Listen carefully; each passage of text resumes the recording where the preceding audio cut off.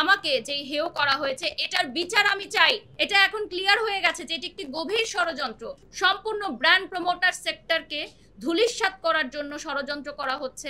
আমি যে সকল ব্র্যান্ডের সাথে যুক্ত আছি সেই সকল ব্র্যান্ডকে হেয় করা হচ্ছে, যাতে সেই সকল ব্র্যান্ডরা উঠে দাঁড়াতে না পারে। যে প্রেস কনফারেন্সে আপনারা গেছিলেন সেখানে অভিযোগকারী যিনি রোজা আছেন, যাকে এখন আমরা ফ্রড হিসাবে আপনাদের কাছে প্রমাণগুলো দিলাম, তার সাথে তার বড় বোন পরিচয় দেওয়া বা ছোট বোন পরিচয় দেওয়া যে নারী উদ্যোক্তা ছিলেন, এবং তার পাশে আরেকজন মেয়ে ছিলেন যার নামে আমার অলরেডি কোর্টে মামলা চলছে। এই তিনজন মিলে উদ্দেশ্য প্রণোদিতভাবে আমার নামটি ব্যবহার করে আমাকে হেয় প্রতিপন্ন করার চেষ্টা করেছেন, এবং পরবর্তীতে সেই নারী উদ্যোক্তা লাইভে এসে অশালীন ভাষায় অঙ্গভঙ্গি করে, অকথ্য ভাষায় গালিগালাজ করে আমাদের সম্পূর্ণ মিডিয়া ইন্ডাস্ট্রি এবং সামাজিক যোগাযোগ মাধ্যমকে, আমি জানি না এটা কোন ভাষা ব্যবহার করতে হয়, সকল নারী জাতিকে অপমান করেছেন।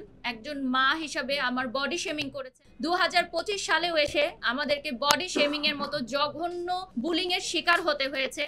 আমার মানসিক স্বাস্থ্যের কথা চিন্তা করে আমি আজকে এখানে এসেছি যে এই ধরনের নারীরা যারা সামাজিক যোগাযোগ মাধ্যমে বুলিং করে থাকেন এবং এইটাই এস্টাবলিশ করে থাকেন যে বুলিং করার মাধ্যমেই রিচ, ফেসবুক রিচ এবং ফেসবুকের ভিউ বাড়ানো যায়, তাহলে আমাদের পরবর্তী জেনারেশন বা সমসাময়িক যারা আছে তারা এটাই ধরে নিবে যে আমরা সামাজিক যোগাযোগ মাধ্যমে আর কোনো ভালো কাজ করব না, তাহলেই কেবলমাত্র আমাদের প্রচার প্রসার হবে, ভিউ হবে, আমরা ভাইরাল হব। বিভিন্ন জায়গায় ছবি সহ প্রকাশ করছেন ওই ভিডিওগুলো, ক্লিপ কেটে কেটে তাদের স্টাফরাও যুক্ত হয়ে বিভিন্ন অঙ্গভঙ্গি করে দেখানো হচ্ছে।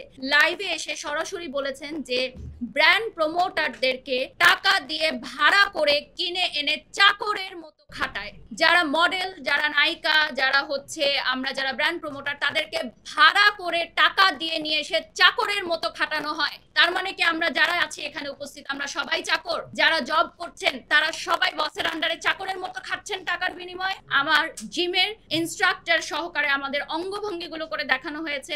সম্পূর্ণ ব্র্যান্ড প্রমোটার সেক্টরকে ধূলিসাৎ করার জন্য ষড়যন্ত্র করা হচ্ছে।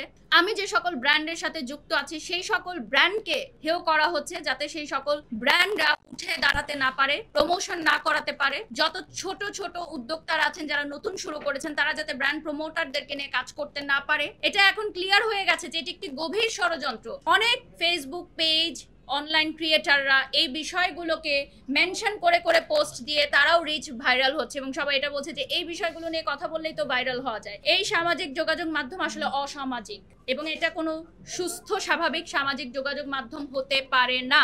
এটা অসুস্থ পরিবেশ, যেখানে একটা মানুষ সারাদিন কাজ শেষ করার পর বিনোদনের জন্য আসে, এন্টারটেইনমেন্টের জন্য আসে, সেখানে এসে যদি সে এই ধরনের অঙ্গভঙ্গি, অশ্লীল ভাষার ব্যবহার দেখে, আমাদের পরবর্তী প্রজন্ম, আমাদের শিশুরা কি শিখবে? সকল নারী জাতির কাছে আমার এই প্রশ্ন যে আমাকে যে হেয় করা হয়েছে এটার বিচার আমি চাই।